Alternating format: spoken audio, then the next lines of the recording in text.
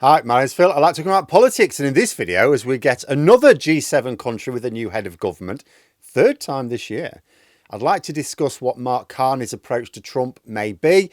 Is a banker going to save Canada? But first, for daily political commentary, please hit the subscribe button to stay notified.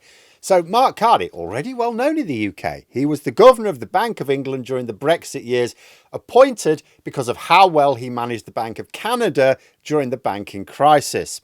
And it's these skills which the Liberal Party of Canada have decided they need now. Carney's not really a politician. He's even less a politician than Starmer was when he became Prime Minister. He's not an MP. He's never been an MP. He's not really got government experience other than his role as the head of central banks. Later this year, we're going to find out if Canadian voters think that a banker is what's needed to lead them through what promises to be an economic firestorm from the south. Recently, polling in Canada has certainly been flipped upside down, from a nailed-on Conservative Party win to the distinct possibility that the Liberal Party could actually remain in government. Assuming the election is held in autumn, Carney will have a few months at least to set out his stall as Prime Minister. We're about to see an interesting little contest played out between the United States, with its monster economy, but the smallest economic brain running it, and Canada, much smaller economy, but headed up by a bona fide economic expert.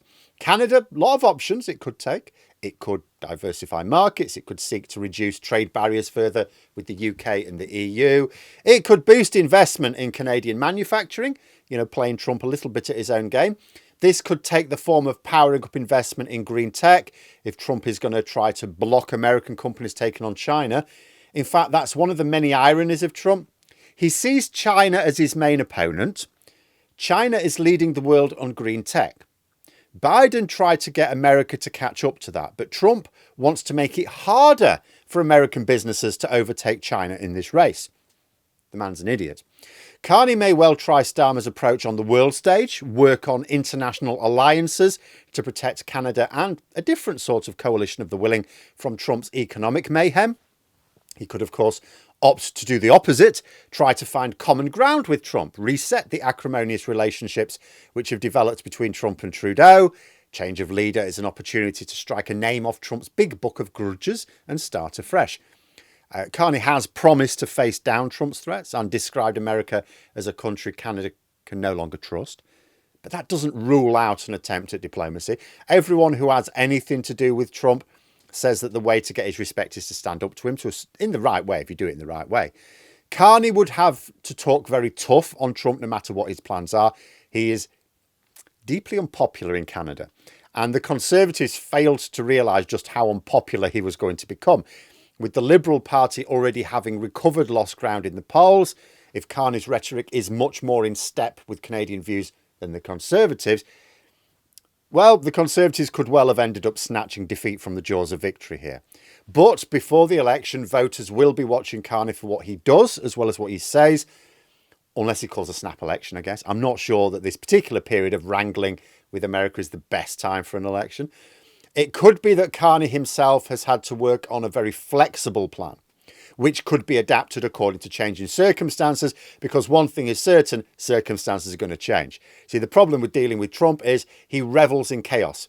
His deteriorating pickled walnut of a brain has obviously grasped that being too predictable is a weakness, so he just does mad shit in order to avoid letting his opponents plan for his every move. But like in poker, you avoid predictability by keeping your cards close to your chest.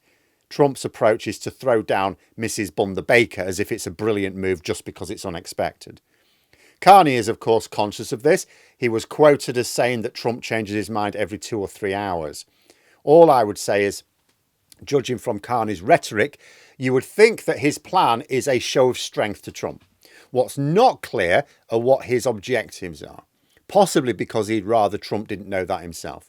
After all, when dealing with someone who considers all negotiations to be a fight to the death with only one winner, that there's no such thing as mutual benefit, then the way to beat them is to let them think they've won. And you can't really do that if you reveal what it is you want, because when you get it, the other side will realise you actually won. But there we are. Those are my thoughts. Let me know yours in the comments below. If you've enjoyed the video, please click the like button and subscribe for further content. If you'd like to support the channel further, click the join button for memberships. Thanks for watching, and until next time, I'll see you later.